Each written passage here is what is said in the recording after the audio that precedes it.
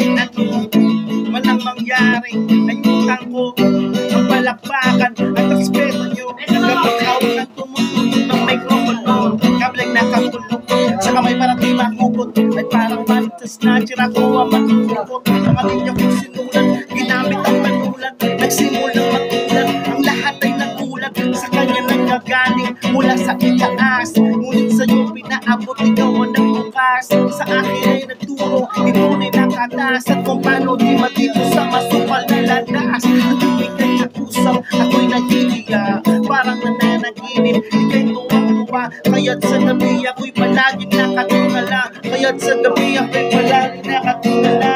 Sabay sa entablado, lahat ng mga tao magturo sa'kin ng mga tao. Kahit sabihin ng iba na ako ay tihado, pero dahil sa'yo ay matagal na akong halo. Kayo sa kamangan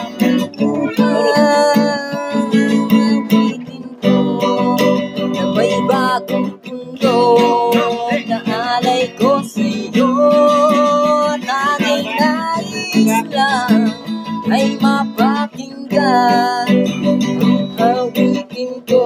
Naalay ko sa'yo. Kung saan hindi ka ba nahihiya, medyo makapal daw ang aking mukha. Bakit ka ba laging kasali? Nagmamakasakali na hindi matanggal. Kasi nung araw tungkol sa amin ay di pa masyadong maraming rapper ang di mapapakinggan sa radyo.